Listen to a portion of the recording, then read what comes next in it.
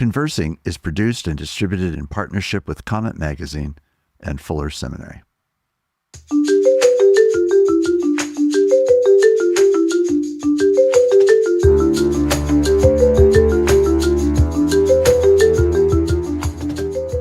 I'm Mark Labberton. Welcome to Conversing.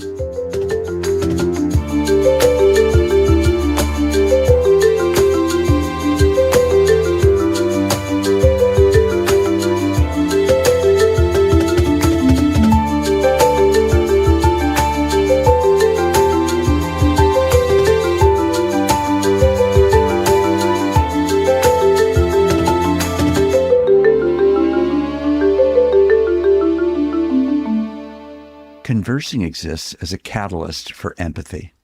Many of our guests have touched on those notes and exemplified what that means, and today's guest perhaps does that especially well.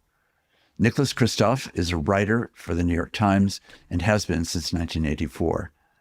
He's a winner of 2 Pulitzer Prizes and a person who travels the globe as well as our own country to see some of the most challenging places of need and injustice anywhere around the world.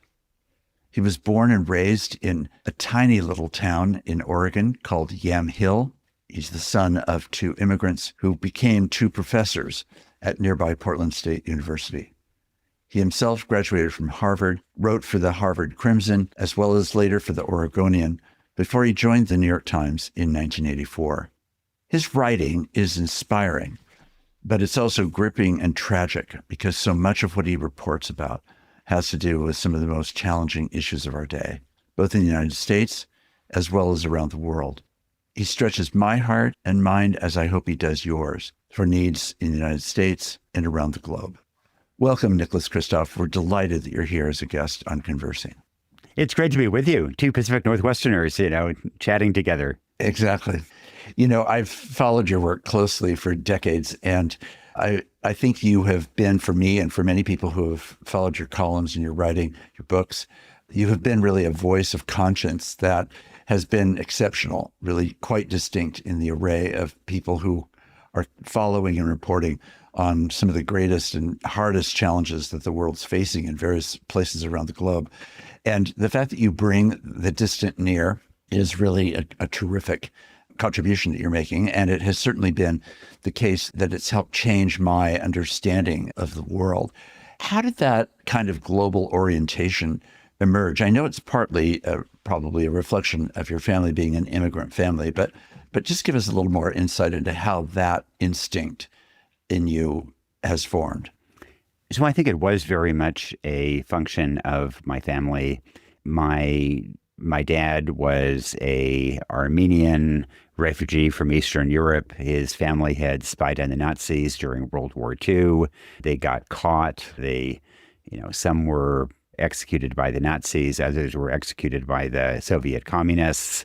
And my dad was very lucky to make it out alive and was sponsored by a family in the U.S. in 1952. And I exist only because a few people in Portland, Oregon in 1952 took a risk and sponsored my dad. And that has certainly shaped my thinking about paying it forward. And, I remember when I was a little kid that every now and then we would prepare a box of food to send to my uncle and my cousins in Poland. My dad was, he was always speaking in one language or another. His brother would call and they would speak in Polish, and his sister would call and they would speak in Romanian.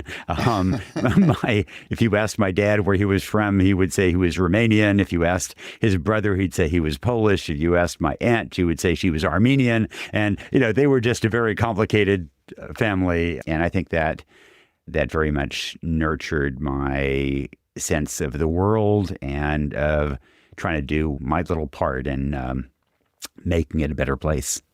Well, I think it's such an interesting thing to span the small rural part of Oregon that you live in and were raised in with this global perspective. That yin and yang, if you want to put it that way, is really quite a spectrum of settings. But one of the things that stands out about your work is how you see a global perspective or a national perspective based on wherever you might be writing or visiting. But it always comes down to that most particular localized story, a particular person. So it feels like your work swings between what I pick up on is sort of a fury of anger against so many of the things and injustices that are going on that are really terrible. And mixed with that is this incredible inspiration of what individual people in various places show up to be and to do. Does that seem resonant with the way you would describe Yeah. it?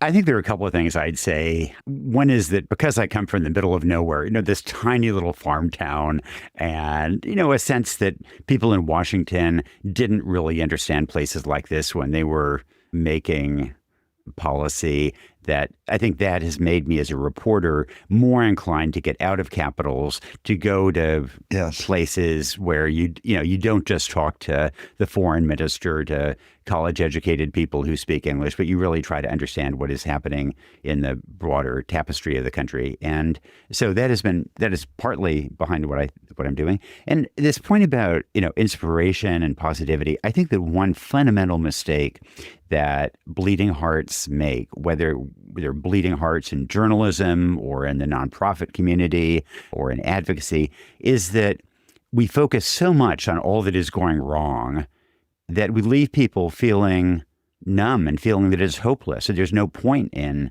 engaging. And there's pretty good evidence from social psychology experiments that people don't want to get engaged in things that are hopeless. They want to make a difference. And so I think that we need to both acknowledge all the challenges we face, but also to remind people that there can be a better outcome if they put their shoulder to the wheel. And I truly believe that is true. I mean, I think that, in our lifetimes, Mark, yours and mine, the most extraordinary changes have been the revolutionary improvement in child well-being, in child life expectancy, and reductions in child mortality, improvements in literacy. When I was a kid, a majority of human beings had always been illiterate throughout history. Now we're pushing 90% adult literacy, principally through an expansion of female literacy. And that just changes everything. That changes opportunities for women, family dynamics. And so there's a lot going on in the world. And, I spend much of my time trying to tackle that. But I think too often we neglect that larger backdrop in which a lot is going right. Right. One of the things that is a painful part of the moment that we're living in right now is the sense that America, which David Brooks said in a recent New York Times article, he largely thought of as being a deeply flawed country that also managed to do good in the world, now seems to be in a season where we're just doing a lot of damage at a rate or at a sweep that is seriously affecting the lives of many, many people and their circumstances.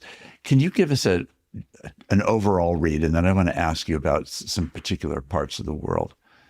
Where do you think we are? So, I share the feeling that an awful lot is going wrong. I think that, in Europe, we have switched sides and now are backing, a war criminal in the Kremlin over freedom fighters in Ukraine, undermining NATO, and undermining the entire international order that we set up in 1945 that made this a better world. And that's painful.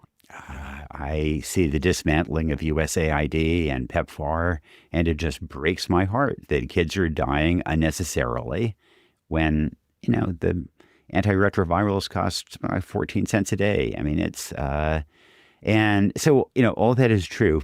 On the other hand, it is also true that last year was probably the year in history when a child was least likely to die before the age of 5 throughout history. It was probably the year in which people were least likely to live in extreme poverty. And this will be a setback, but it will be I think a modest setback. I haven't done the math, but maybe it'll put us back 5 years or, probably not more than 10 years in terms of the data. And so children will still be doing way better than they were at the turn of the century in 2000, for example. And we know, we do have a pretty good understanding now of how to save those lives. So I think, and I hope that this damage can be repaired and that bleeding hearts of the left and the right can work together to try to help restore some of these initiatives. It's such a burden. I've had the opportunity to talk with a lot of people who have been involved with both PEPFAR and with USAID in recent weeks to try to understand what they're seeing on the ground in different parts of the world. And the numbers are staggering. And even if the larger picture that you're describing, the kind of demographic reality is what it is and couldn't be recovered, it's also the case that it makes a whole world maybe a permanent difference in the lives that are lost or seriously damaged and injured in this period. So I'm just curious, how do you hold those two things together in general, but how do you hold them together in a time like this? Because the very tension you were describing earlier about seeing the particular beyond the headlines is the place where the suffering is often the greatest, and demographics don't even come into view for people that are in those circumstances, but they're the victims at the end of the line of policy changes. How do you hold that tension together? You have to hold on to the hope, or you just fall apart. You just have to. I was in South Sudan recently looking at the consequences of dismantling USAID. And so, I was told about these young children, a 10-year-old boy named Peter Dande, who he was an orphan, an AIDS orphan, and because PEPFAR, the program was closed down, so he couldn't get his ARVs, and he got an opportunistic infection, and he died. And a 5-year-old boy called Evan, and likewise, and a girl, and and others, and yeah, I mean, you're never going to get those lives recovered. That was just a tragedy, and a completely preventable tragedy by people in Washington who didn't know what they were doing. But if you focus just on that, you just tear yourself apart.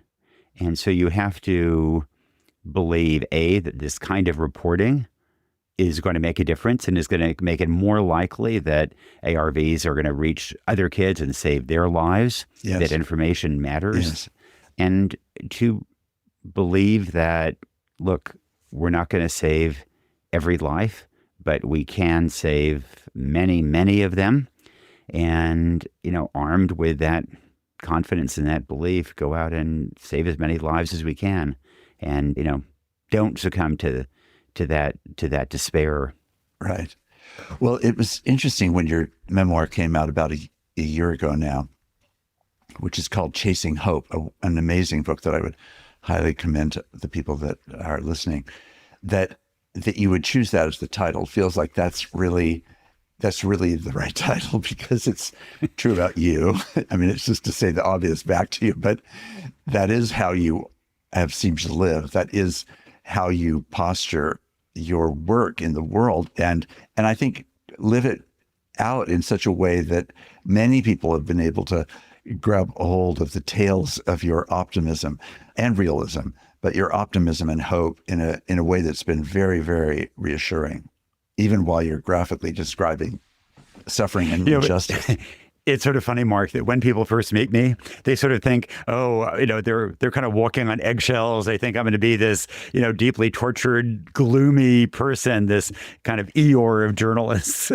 And, I mean, the fact is that I've seen some terrible things, and I think I may have a mild case of PTSD from, seeing too much. Yes. But I've also just seen so much that is incredibly inspiring, that reminds us what human beings are capable of.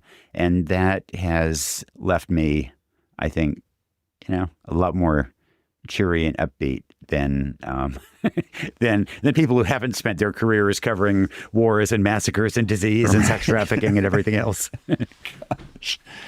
So take us to some of those stories. For example, let's go to Gaza, where so many innocent lives have been lost. And I know that you've commented multiple times and written about the relative injustices of what's going on there, that Israel had a right to retaliate, but also Palestinian children have a right to live. So take us into Gaza and imagine we're on a trip with you and you are meeting some of the people whose lives, at least in that terribly difficult context, are an inspiration to you. Who would be the kinds of people you're meeting?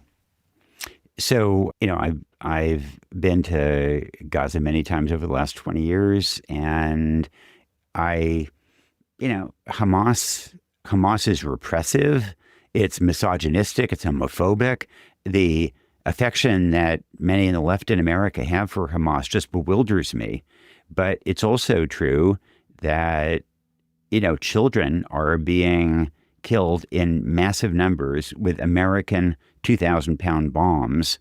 And so the lens through which I look at this is that I don't see Israel and Hamas as morally equivalent, but I absolutely see an Israeli child, a Palestinian child, and an American child as moral equivalents. Yes. And we don't treat them that way. Yes. And in terms of people who inspire me, I've got a friend, a doctor from Northwest University School of Medicine, Sam Attar, who I first met a dozen years ago when he was working in hospitals in Syria, saving lives. And then he was working in Ukraine and I think Ethiopia, a bunch of places. And now he's volunteered, I believe, 6 times now in Gaza. And, the courage to go in and try to piece together these kids, these shattered bodies of these kids, I just find that courage and fortitude extraordinary. And, that's happening all over. And I mean, after October 7th, it happened in Israel as well. What human beings share is that when terrible things happen, some people turn into psychopaths and sociopaths, and other people turn into heroes. Right. What do you think triggers that? Is it predisposed, or is it something that happens in the tragedy itself that triggers going one direction or the other? I think that it's, that when people are put to the ultimate test, some people turn out to be cowards, basically, or to have really malevolent tendencies, and others just turn out to be extraordinary. I think it probably has something to do with brain chemistry and upbringing. I'm a believer that empathy is something that, like a muscle, can be nurtured. I look at history, and I think there has been some real moral progress. I think that was partly a function of literature and literacy. It appears that the first mass movement in the world on behalf of people other than oneself was only in the 1780s, the British abolitionist movement, which is, so recent. And the first international relief effort was only at the time of the Irish potato famine. And now you go onto any university campus and look at a bulletin board, and there are all these mass movements on behalf of other people and relief efforts. And so I do think there is some progress, and I think probably that has a lot to do with encouraging empathy. Right. There's a project in Canada called the Empathy Project, which is led by a woman who you may know, and her emphasis on the cultivation and training of empathy, which for her was a response to child violence that she was seeing as a growing concern in her classroom and schools. I'm curious, how does that empathy capacity grow? In her experiment is a very specific form of how to cultivate it, but in more ordinary terms where you may not have such a structured program, where does empathy get nurtured, and where does it need to be nurtured more, would you say? So there have been experiments where people are getting fMRIs as they're seeing, scenes, and different people's brains respond somewhat differently. So I do think, some of it may be rooted in in brain chemistry and in the evolution of our brains in early years when the brain is evolving the first 5 years. But I also think that Steven Pinker makes the argument that that mass literature really led people to be able to, one of the things literature does is it puts you in somebody else's shoes. Yes. And that it nurtures that kind of empathy, makes one think about how other people are feeling. And, that you do see that with like Uncle Tom's Cabin, famously Lincoln said, you're the woman who led to this great Civil War, or however he worded it. And right. I think the book Black Beauty was enormously influential in developing an understanding of animal rights and animal well-being. So, I really, bravo to the Empathy Project and to other efforts to try to nurture some understanding of other people and, our ability to make a difference. It is going to leave us all better off. And it's also just great, our efforts to help other people, as you know, have a fairly mixed record of success, but they've got this almost perfect record of helping ourselves. And that's truly important. Right. I know that you've been compared to someone like Upton Sinclair, whose journalism led to all kinds of responses to the questions of child abuse through child employment and so forth. Would you accept that comparison? I know that you're humble enough that you wouldn't necessarily do so easily, but that seems like an appropriate comparison to me. Well, I mean, Upton Sinclair really had this vast impact on the way so much of America was organized, and sadly, I know. I compare myself more to Don Quixote in that I tilted windmills. And, on the theory, if you tilt enough windmills, occasionally you hit one. Fair enough, yeah. And Sinclair also, he fundamentally came out of the advocacy world, and I'm, a little closer to kind of a traditional journalist where I'm always trying to, win people over and bring them in. But I think Upton Sinclair, didn't he run for governor of California? I think he ran for office. Yes. I think we both had failed candidacies for governor, and, both political failures.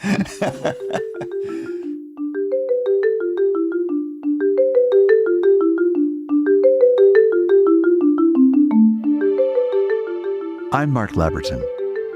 Thanks for listening with me.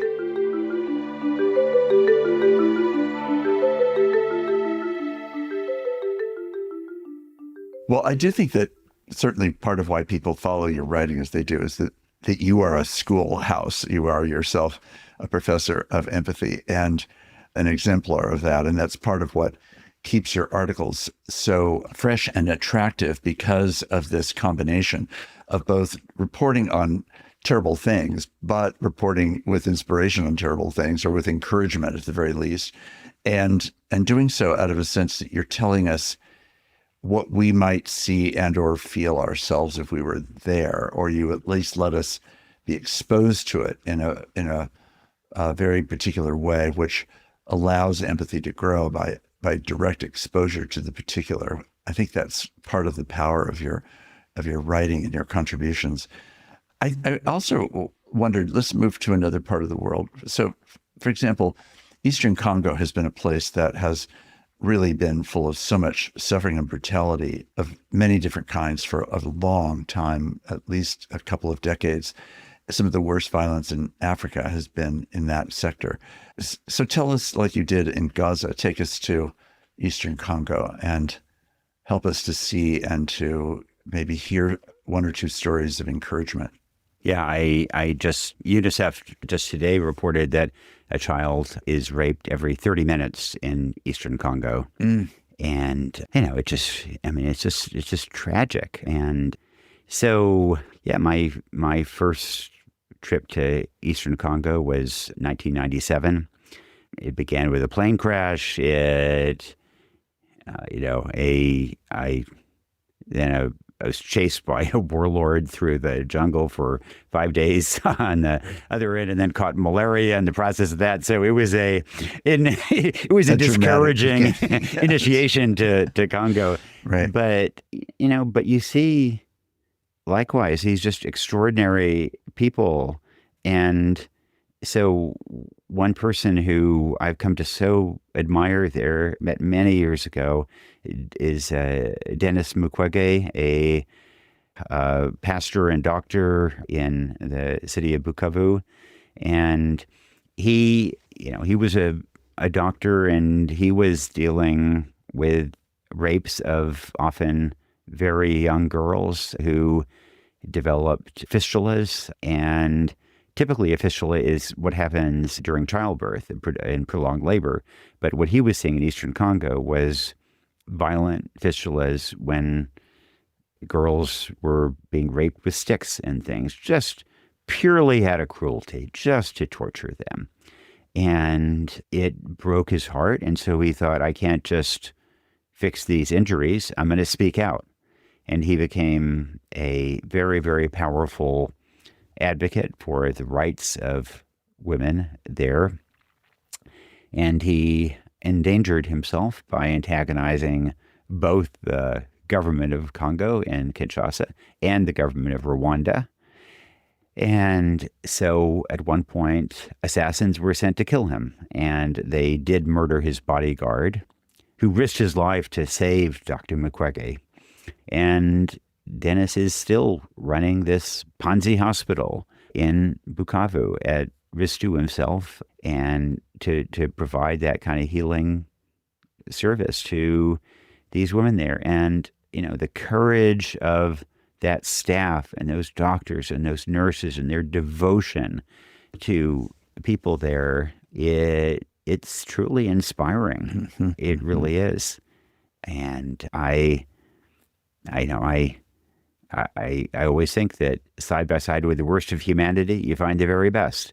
And in Eastern Congo, you see evil, and evil feels like one of these Old Testament words that doesn't really belong in the 21st century. You go to Eastern Congo and you see evil, just absolutely evil. But you also see, the equivalent of these great prophets. I mean, like Denis Mukwege, and he won the Nobel Peace Prize, absolutely deserved.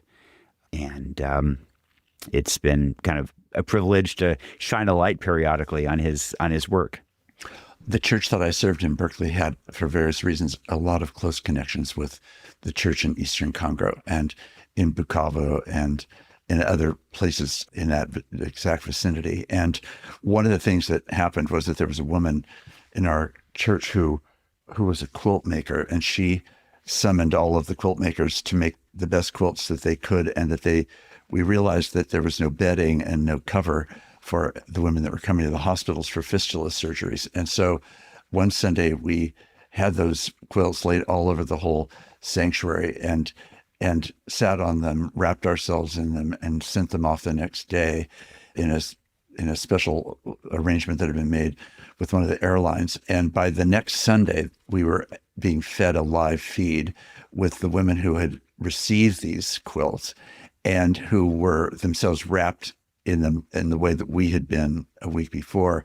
And it was an attempt in a small but tactile way to try to say we are trying to be as close to you as we can, and that we see you, we see what we have here, but we give it to you not because this is some great solution to your trauma, but to say at least it's a tactile expression of empathy and compassion and a desire for your lives to be wrapped or to find beauty, even in the midst of such horror that they were all facing. And I can just remember vividly the impact of that. And because it was so relatively close together from one Sunday to the next Sunday, it just happened that everything lined up so that was possible to be done, which is itself no small thing. And it was an empathy grower, at least it was for me. And I think small gestures like that can be really important, even if we can't ourselves go to Congo and see and feel and talk and know. Congo has just been such a burdensome place, especially following on with what happened in Rwanda, and now the way that Rwanda is so much a part of the ongoing violence in Congo. So one of the lessons I think of Congo is that violence can be, and inhumanity can be terribly contagious. And if you don't address it in one place, then it spreads. And so, it was the genocide in Rwanda in 1994 that then spread through eastern Congo and Burundi and led to convulsions throughout the entire area. It was likewise convulsions in, Liberia that led to much of West Africa unraveling, in Sierra Leone, the civil war there, Cote d'Ivoire, and so on. And I'm afraid that we may see something like that now both in the Sahel countries in West Africa and also with the Sudan and South Sudan. Yes. Let's move now to an issue that's really a global issue more than a geography, and that's the sex trafficking crisis, especially related to women and children. Tell us what you see there. The scene continues to unfold, not least because of now online sex trafficking, which is really almost invisible because it's from private home to private home, obviously. I mean, often rather. But we've both been closely connected to International Justice Mission and Gary Haugen's leadership there. But what do you see that's the circumstance, and then what are examples of hope that you're chasing in a setting like that? It's kind of an accident that I ended up writing about this. I did one article, what I thought was going to be one article back in maybe 1996, I think it was, about trafficking. And I went to the Philippines and Cambodia, and I got to this little village in Cambodia, Svai Pak, and I saw these very young girls who'd been kidnapped and were being auctioned off for their virginity. And I just could not believe this was happening. They told me that if they tried to escape, the police would grab them and take them right back. And, then they'd be beaten and starved. And it just felt just like 19th century slavery, except these girls were all going to be dead of AIDS by their 20s. Yes. And so then, it's very hard to go back home and then to go back to writing about exchange rates or something. And so I began writing more about it. And the more you look, the more horrifying it is, the scale of it. And I was focusing mostly on Asia originally. But then I thought, well, I have to look at what situation is in the U.S. And it's better in the U.S. than it is in much of Asia. But we don't have the moral authority to tell other countries to do better unless we clean up our own act. And we haven't. And there's, I just find it kind of astonishing that in the U.S., when there is a particular case, at Penn State or, with some particular Bill Cosby or whatever, then everybody's indignant and outraged about that. And yet we systematically have vast numbers of girls and boys who are exploited in ways that are going to haunt them for decades. And we have a system of foster care that, there are no statistics, but I think it's plausible that a girl in foster care is more likely to emerge to be trafficked than she is to graduate from a four-year college. And we just tolerate it because it's other people's kids. Over the last 20 years, we've made these, there's been affluent families are doing everything to invest in their own kids and make sure they get the best SATs, they go to the best college and so on. But meanwhile, we somehow let children in general suffer. And so in some ways there has been some real improvement both abroad and at home. And I think that Gary Haugen and IJM have had a real role in this. They've shown, for example, that it's possible through policing to, maybe you're not going to eliminate the sex trade, but you can make traffickers understand that if they kidnap a 14-year-old girl and exploit her, that is going to be dangerous for them, as opposed to working out some kind of a consensus arrangement with a 25-year-old women. And so you can change the behaviors and the patterns in the industry. And, it's not great when 25-year-old women are exploited, but it's a lot better than when 14-year-olds are kidnapped and locked up. And so there's been globally, I think, real improvement in the worst kinds of, kids being kidnapped and locked up in brothels and then dying of AIDS. On the other hand, the internet has made it a lot worse. And so you get a lot of girls, especially boys too, being filmed in poor countries for the pleasure of people in rich countries. You have companies, Pornhub, Xvideos, that are major international tech companies, and their business model in many cases has been, humiliating and exploiting and monetizing very young kids. And I'm just surprised that people tolerate this. And I think my world of liberals, there's sometimes a view that speaking out about this means you're a prude, but you can be sex positive and rape negative. I don't think there's an inconsistency there. And I think we've just blurred that too often. Right. Yeah. I do think that it's been encouraging to see how much, at least as a label, it has come into people's attention. And I think your writing has been a part of that. But I agree that the actual activities are often far less than they should be. And I think because I've had a close-up look at what's happening through iJam as an example, there really can be genuine progress, but it requires attention, it requires dollars, it requires a capacity and courage to actually continue to keep your nose in the business of one of the worst things that's going on, and to do that over time in governments as well as in very local and very specific contexts. So, yeah, another great challenge. So, going back to your memoir for a minute, we've talked a little bit about these three sectors: the Gaza situation, the situation in Eastern Congo, and sex trafficking. We go back to the title "Chasing Hope," and one of the interesting things that I've noticed for myself in this time is that the Christian church has been, in so many cases, I think, extremely disappointing in its response of conscience to many of the things that you write about. And it's an easy tar brush to make it everyone's problem and everyone in the church failing. That's not really the story. And there are examples of tremendously profound things happening in really ordinary and on-the-ground places around the world. But you've had this sort of interesting curiosity in a certain way of the interaction of Christian faith in the context of a lot of the places that you have investigated and written about.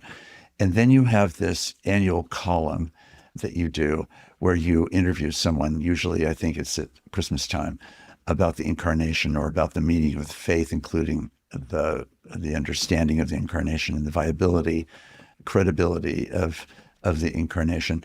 Just kind of describe your journey in relationship to doing all the work that you're doing, and then its intersection, positive and negative, with the Christian church.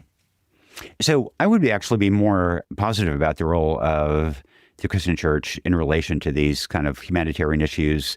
If you think about the anti-slavery movement, of course, that when that began in Britain in the 1780s, you had people like William Wilberforce who Right. were very much driven by their faith. And you certainly had secular people as well, but evangelicals played a huge role in that, that incredibly important movement. I think then there was a long period when Christians kind of slept, but around the late 90s, I think there was again kind of a global awakening, and you began to see conservative Christian groups do amazing work. And it was both domestically and things like prison reform with Chuck Colson, and internationally. And the capstone of that was PEPFAR and President Bush in 2003 announcing this incredible program to reduce the burden of AIDS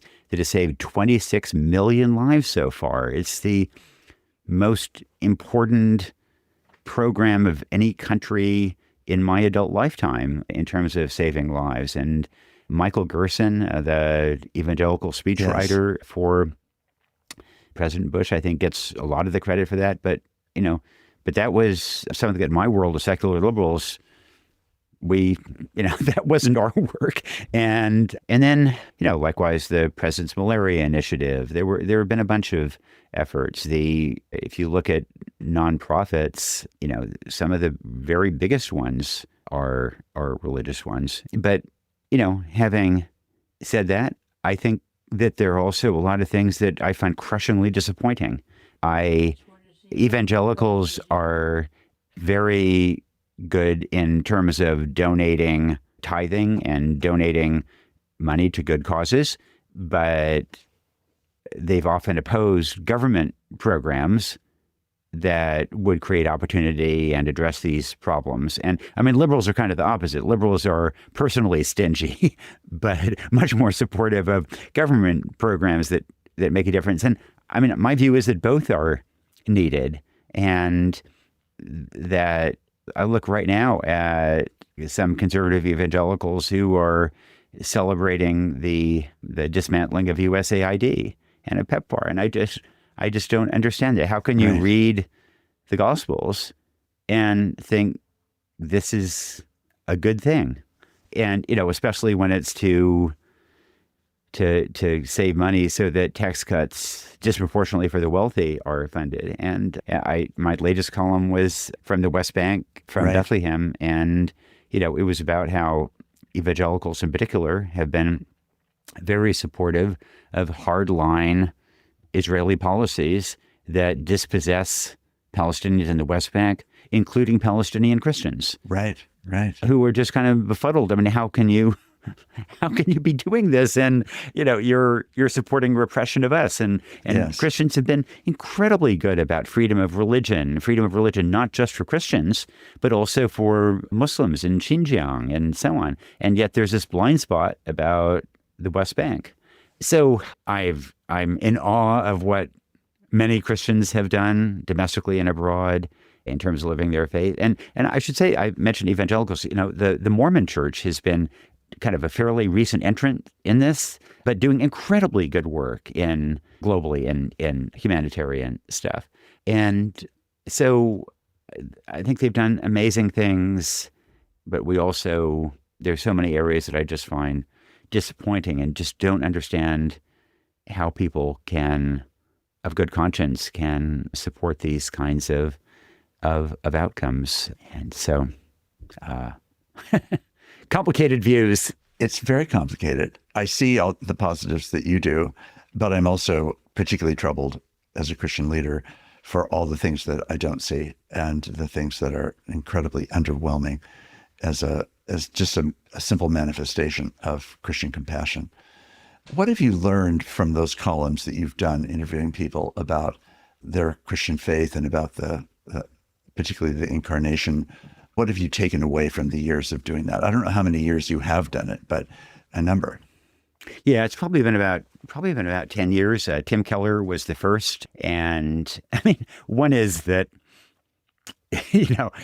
we read the Bible and develop our religious views, and I think so often just reflects our priors rather than what the text says. I think that people manage to find in the Bible whatever, support for whatever their position is. Right. And I don't know that it particularly opens hearts. I think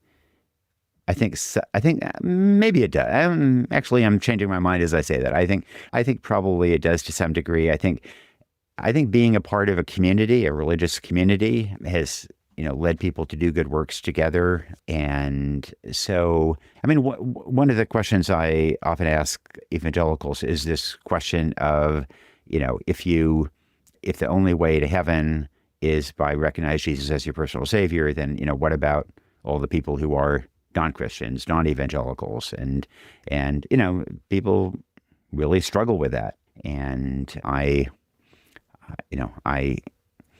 I find it horrifying to contemplate that theology would condemn everyone who does not accept these, who wasn't born into parents who are evangelicals, is somehow, condemned to be tortured for eternity. That strikes me as, deeply problematic part of that tradition. But there are also inspiring parts. Right. And there you are again, holding on to several things all at one time, which, as far as I can tell, is the only way to live a sensible life and an honest life. So thank you for sharing that. It's been a gift to have you. I wish we could have an 8-hour conversation instead of a 1-hour conversation, but I really am grateful for your work. I am speaking for many, many people and saying what I just know is felt, which is such inspiration and gratitude for you. You are one of the inspiring voices, and you yourself are a sign of hope. And that is a lot, because it's trustworthy, because you're close to suffering, pain, and injustice. And to be hopeful in the middle of that while never failing to name what's wrong, but to also find what is right, and at times what is incredibly right and deeply inspiring and renewing to our understanding of what's going on in the world, is really a gift that you give every time you write. So thank you very much for setting aside time today and for this conversation. Thank you so much. Can I just leave you with one example of Please. The kind of thing that gives me hope? So I spent a lot of time in Pakistan reporting during the whole Afghan war period, and came across a woman, Mukhtar Mai, who I wrote about a lot. And she had been sentenced to be gang raped by a village council because her younger brother supposedly had done something. And in fact, that was probably wrong. But then the village council, they carried out that sentence. They gang raped her. And their expectation was that Mukhtar would kill herself out of shame. And instead, she went to the police station, she prosecuted her attackers, she sent them to prison, and then she used compensation money to start the first school in her village because she believed that education was the best way to chip away at the misogyny and cruelty that she'd been subjected to. And then she enrolled the children of her attackers in her school. Oh my gosh. And you just can't, visit that school and you see that evil, that human capacity for evil, and yet you also see this human capacity for strength and resilience and courage and magnanimity. Yes. And things like that just, I'm still awed by that so many years later about we are, Mark, we are an amazing species if we just get our act together. Amen. That's a great way to end this conversation. Thank you for sharing that story. Thank you, Mark. It's been a pleasure.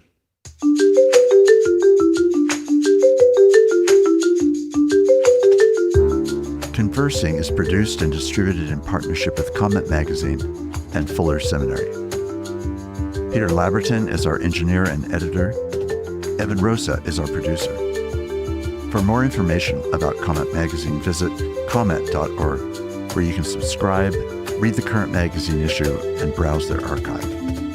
Fuller Seminary is an evangelical, multi-denominational graduate institution committed to providing indispensable formational education for diverse Christian leaders everywhere. For information, visit fuller.edu. I'm your host, Mark Labberton. Thanks for listening with me.